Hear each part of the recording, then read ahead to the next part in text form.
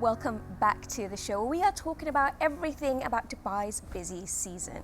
We now have the Vice President of Dubai CommerCity, the first and leading free zone dedicated exclusively to digital commerce, offering premium office spaces in Dubai. Please join me in welcoming to the show Arjun Sarkar. Arjun, thank you very much for joining us. Thanks for having me here. It's really great to be here today. I think you are probably the right person to talk to us about the busy season in Dubai. But maybe making it relevant to you, let me ask you, do you see a peak in digital commerce around this time, September, October, going into Dubai's busy season, or is it kind of consistent throughout? No, indeed. I mean, this is a season where people are returning from their holidays, back to school. People are buying last-minute shopping. So overall, commerce is high, whether it's happening in store. But because Dubai is a very, very digital savvy market, we see the trade happening equally well online. So easily there's a 30 to 40% uplift in terms of digital commerce, transactions, orders. But it doesn't stop here only in this month, like September, October. It continues all the way down to the spring. Why? Because then you have the event is coming in, right? GITEX, Boost Tech purchases. We look at 11/11 sales happening right in November. Then you have the White Friday sale happening, the Dubai Shopping Festival. So all of this also attracts tourists from all over the place, and that adds to the consumer base. And overall, it's a great time for Dubai as the sales source. So it's ever expanding, obviously, when it comes to digital commerce. Indeed. Do you see any particular rise in a certain type of commerce? In terms of F&B, or where's the rise? That's an interesting question. I mean, if you look at the growth, obviously, from the sale that happens online, fashion is almost 1/3 of it, right? So fashion still leads, but the close second is consumer electronics. Now, what we're also noticing is there is an increase in home care and cosmetics. That's one part of the online commerce journey. Obviously, with quick commerce coming in, we've seen an exponential rise in food deliveries, in grocery purchases. I mean, it all started back during COVID, but it settled down at a higher than baseline, and people have become so used to it. It's about convenience. It's about picking up your phone, placing the order, and the ice cream gets delivered in the next 15 minutes. Not just for the residents, the tourists coming to Dubai, even they download the delivery apps and get their items delivered. So quick commerce is booming, and also the social commerce angle. Because Dubai is a market with a very high penetration rate of smartphones, social commerce is also picking up with TikTok, Instagram. So right from product discovery all the way to checkout, it has made life easy for this online buyer, the digital buyer. I'm interested to know how Dubai CommerCity is supporting global and regional brands during this very busy season. Yeah, so Dubai CommerCity was actually purpose-built to support digital commerce businesses.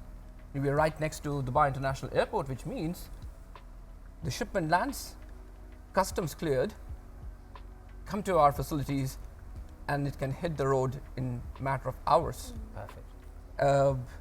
We have 2.1 million square feet of physical infrastructure, e-fulfillment centers, which were specifically designed and built for e-commerce businesses, B2C, B2B. Courier companies and last mile providers, we have integration with all the major courier providers, so you can actually ship not only within the UAE, but then you can also export to the other wider GCC countries in a matter of a day or two. Now, it's not just the physical infrastructure, it's also the soft infrastructure where Dubai CommerCity comes into the picture. We have integrated payment systems, customer service support, technology platform support. So it's all about creating an all-in-one ecosystem that allows these brands to remain fast, flexible, and focus on their customer need, but at the same time, maintaining their profitability. So I'm really interested to know what your view is on how digital commerce will evolve over the next year. We've already discussed that Dubai is already at the peak of digital commerce. What do you think the future looks like? Well, Dubai is already on a very exponential growth trajectory when it comes to digital commerce. By the end of 2025, we are supposed to reach 41 billion dirham worth of trade on the digitally. Now, this is growing at the rate of 12% year on year, which is higher than the global average. One of the reasons for that is Dubai has the best infrastructure in terms of not only the physical infrastructure, but also the digital infrastructure. Dubai's location, which is around within 2 to 4 hours radius of 2 billion consumers, that also provides access to global brands to tap into wider community of consumers.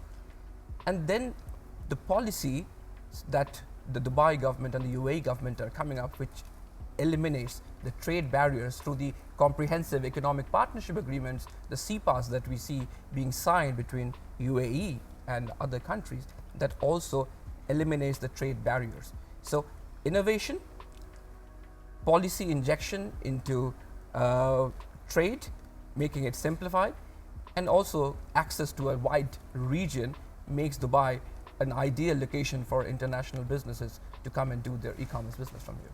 Amazing. Well, I've got to say, I'm a big fan of e-commerce, and I'm very happy to be a supporter of your work. Constantly online shopping.